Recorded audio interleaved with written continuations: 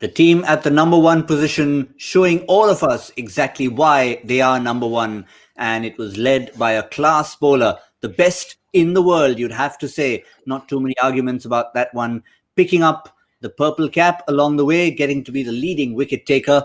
But he'll be pretty happy with the color of his own team's cap, because it was the men in blue, or the men in Mumbai blue, really. Both teams were in blue, who dominated the first 20 overs of this game. A confirmation of where things stand, 110 for 9. And that performance from Jasprit Bumrah, 4 overs, 3 for 17. Well, sometimes we rave about 4, 5 and 6 wicket hauls in this format of the game and get blown away. But got Joy Bhattacharjya, Shaun Pollock in the studio, and I'll come straight to Shaun Pollock. In terms of quality, that performance, as I said, sometimes you look at a fifer and you say, wow, brilliant. You just look at whatever he's done in those 4 overs and say, wow, extremely brilliant. Yeah, he is a brilliant performer in this format. You know, sometimes you get the specialists who almost have one sort of definition: either they bowl up front or bowl nicely at the death. I mean, he brings everything to the equation. He only came in the 8th or 9th over today and still managed to do a brilliant job. And all he did is stick to his basics of brilliant test lengths. And it worked, an absolute treat for Mumbai. But he does have that ability, Bumrah. You give him the new ball, he can make inroads. You bring him on in the middle, he can take wickets. And you obviously got that death ability and the super over ability. So it makes him a massive campaigner. Brilliant effort from Bolt up front to set it up and get some early wickets. But when he gets a sniff and he gets on top of those batsmen, he gives them nothing. And you know, he's also a difficult customer from like a natural variation perspective. His action's not an easy one to pick. You almost look for the ball there and then it comes from here. So it's something that plays into his hands and makes new batsmen at the crease really have to search hard in order to get runs, to get him away and try and have an impact. Yeah, interesting. Good as Trent Bolt might have been to set things up, the reason why we're talking about Bumrah, as Shaun Pollock said, it's just those test match lengths. And we'll come to some numbers in a moment, Joy. Many younger viewers who have grown up only on a diet of T20 cricket won't quite understand what we're going on about test match lengths. But you have to sort of appreciate the game to know what it is that makes Bumrah special. No, absolutely. And, you know, very rarely do you find players who work across all 3 formats. I mean, Virat Kohli is one of the few who you look across and say that maybe he plays all 3 formats brilliantly. In bowling, there are very few at his level. I mean, like Rashid Khan is a very ordinary test bowler, with all due respects to him at this point in time in his career. But Bumrah is just all 3 formats. He's just so good. And today I almost felt as if, you know, by giving him the ball only in the 9th over, they were like, you know, just giving him the little bit there's this great Indian word for it, which I'll translate for Polly. It's called chubby, you know, just key him up a little bit.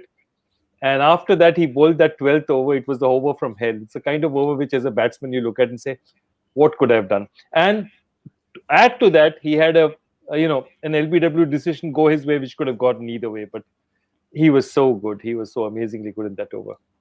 Yeah, it's becoming a bit of a Hindi lesson for you, Shaun. First Mehuna and now Chabi. But I'm surprised you wouldn't have heard that term yet, being around that Mumbai dugout by now. I've heard Chabi. I've heard Chabi being mentioned before. And as long as someone's not saying chubby, because we don't want to be chubby in our terms. But I have heard that word mentioned before. Yeah, there's a subtle difference. It is nothing chubby about Jasprit Bumrah's performance. What a performance it's been all season. The consistency we talked about. And as you can look at, just a handful of times where his economy goes above 10. But everywhere else, it's discipline, it's wickets, and it doesn't finish there. The last few games you can see against Bangalore, 3 for 14, 3 for 17 is today's figures, and a couple of more 4 hauls against Punjab and Chennai. So the one word you can think of apart from brilliance is consistency, Shaun. Yeah, he has been. And I think if you look at those, even that chart, you'll see in the early games, there was a couple of games where he went for over 10 and over. And if I remember, I think there was at least 2 or 3 of them where he had almost bowled 3 overs, 1 for 10 or something, and came back and got taken apart. I think Cummins got hold of him in 1 over at the back end. So there are a couple of examples where that was probably due to the fact that maybe a little bit rusty at delivering the death overs. So, you know, it's easy to go get into your length. But ever since he had that one good super over, he's been spot on at the back end of the innings as well. So, you know, it's nice to have people who are that reliable in a team unit. And that's what Mumbai has got. It's a very fortunate situation for them to be in. but he is a world-class performer. And as I said, you can ask him to have an impact. Some games or some teams, you get the gist that if a team gets on top of them, that's it. Basically, they're done. There's nothing they can do. Whereas Mumbai has always got Bumrah. And even when a partnership forms, bring him in. You never know. He could be the one who turns things on its head. So, yeah, very fortunate, very class player. And Joy, we talked, Shaun and I chatted at the halfway mark on Combox, and we were mentioning the strategy employed by Karan Pollard. And he sort of had the spin bowlers on early on because of the Pant Shreyas Iyer factor, the Chabi factor with Jasprit Bumrah held him back. And of course, it's not that he didn't have any fast bowling impact. Bolt, 3 overs for 21 overall, but those 3 early wickets did the trick. Absolutely. And, any stat will tell you that, losing 3 wickets in the first 6 overs in the power play, almost your chances plummet to less than 20%. And that's exactly what happened to Delhi. They got caught into a situation where they had no control. And then once you're in a situation like that, it's very, very difficult to get out. And I think what Mumbai did very well was they didn't take their gap. A lot of teams, they press down and then they allow the other team to counter-attack and get out. What Mumbai does better than other teams is, you see, every team has sometimes when they're up, sometimes when they're down. When Mumbai is up, they do a far better job of putting that foot on your throat and not allowing you to get up. And I think Mumbai did that perfectly today. They just didn't allow Delhi to recover at any stage in the innings. Yeah, and Shaun, I keep harking back to obviously an experience where I spent a few weeks in the Caribbean at the CPL and watching Karan Pollard as captain. Exactly what Joy just described. When he's captain and he's in the field, he's put your throat on the opposition, he keeps it there. He's that kind of a person. Yeah, he's a smart cricketer. And the thing about him is he's been around the world and played in all the different leagues. So, he's always a guy who's observed things. Even at my time with MI, and that was many years back, he has a good understanding. So, all that experience that he's gathered, he wasn't a captain for a long period and now has almost come into his own. And he would have watched and realized that there are key moments in the game where you can press home that advantage. And you need to be able to have the personnel, first of all, but then also be prepared to take the risk of sometimes bringing guys out of their role, bowling them an extra over when you could keep them for the death. But sometimes those kind of decisions pay off and then you win the game at that point. So I think he's got a pretty good understanding for key moments and how to get the best out of his players in those moments. Just throw in a number there, Joy. Last 15 games as captain.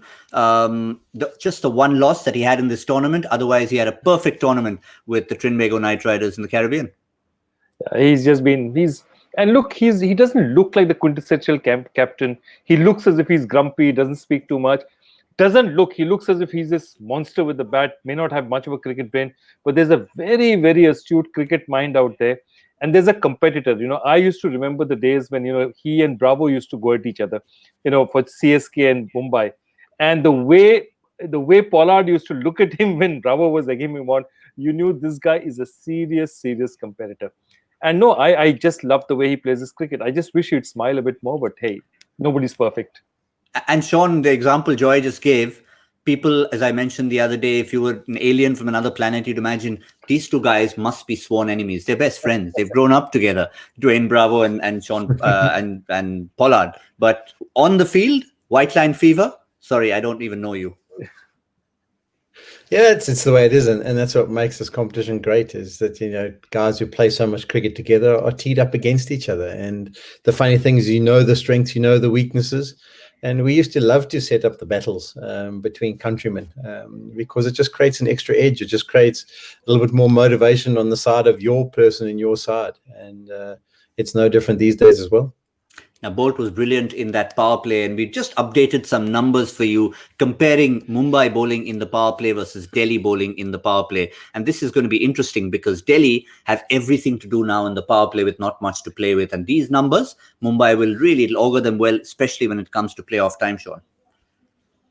Yeah, it's brilliant. We're discussing before we came on air at the start of the game that the key areas are the power play, the first 6 overs and the back 4 or 5. And if you've got a team that's dominating those periods, you're invariably going to end up on top. And that's what Mumbai's done. Their fast bowlers have been brilliant in the first 6.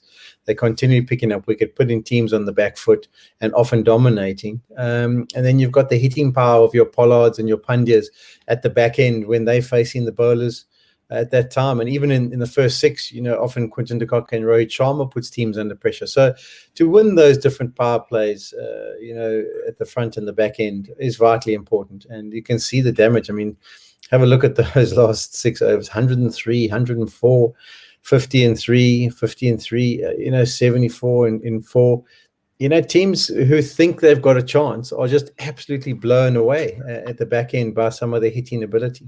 So it does show why Mumbai are ahead of the Pops and at the top of the table, and why they are such a threat. They do have most bases covered, and particularly, those are the stressful ones as a captain, to be totally honest. The middle periods, you sort of come up with options, you can get your spinners involved, but as a captain, you sit there and think, oh gosh, okay, first 6, I can only put 2 men out. How do I get away with it? And then at the back end, which bowlers to use to try and defend. And Mumbai have got strengths in both those areas. Joy, I'm going to throw in the points table at this stage because we've just done a little bit of research to try and figure out, with all Delhi's woes, they could just have one more woe added. If Mumbai were to chase this down in 15 overs or less, and that's eminently possible, their net run rate will fall below that of Punjab. And what it means is, if Delhi finish up on the 14 points, Punjab then have the opportunity to win and overtake them. Delhi could be eliminated, Joy.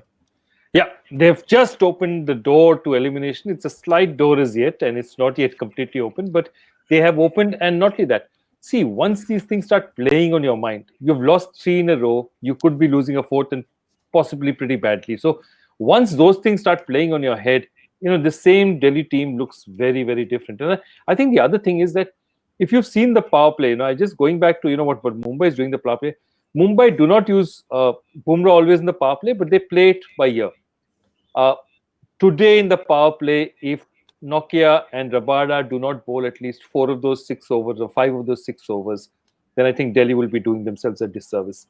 Because this is where you say, I'm not going to win this by defending 115. I throw the kitchen sink at it. My best bowlers are Rabada and Nokia. And I'll tell them, if you have to get hit, but go and try and get me some wickets early. That's their only hope. Certainly, from the beginning of the tournament, we've talked about how good Delhi's bowling attack are. Today will be the real test. Can they defend a total under 120 and have the likes of Rabada and Nokia come to the party? Well, one other thing is we need to find a way to redeem ourselves. Let's remind you, or maybe you shouldn't, what our predictions were. 164 to 180 plus is what we thought. We had faith in Delhi, but they didn't get anywhere close, which means second bite of the cherry, Shaun Pollock. 6 over score for Mumbai. Top bowling, we're likely to see Rabada and Nokia come hard, and there's only one way Ishan Kishan knows how to play, and Quinton de Kock. So what's your 6 over score? Yeah, it could be an interesting one. I think they do need to have a crack at it. I think Mumbai will come out hard. So I'm going to go 49. 41. Oh, both the 40s taken. I'm not going to squeeze in there. How about a little bit higher? 52. 50. I would have liked to have gone in the 40s. Certainly, that's going to be the favorite figure. But are they going to go carefully and stay in the 30s with Ashwin bowling the opening over? Do I go 38? Do I go 52? All right, I'm going 52. Fine. There we go. That's our predictions for our My 11 Circle Badge of Honor. What it means is this match could have a very, very quick finish. So we cannot even promise you we'll be back for our Cricbuzz Combox. It all depends on how Mumbai's approaches. But if they go slowly, we'll be back. If they don't, we'll wrap it all up. My 11 Circle presents Cricbuzz Live.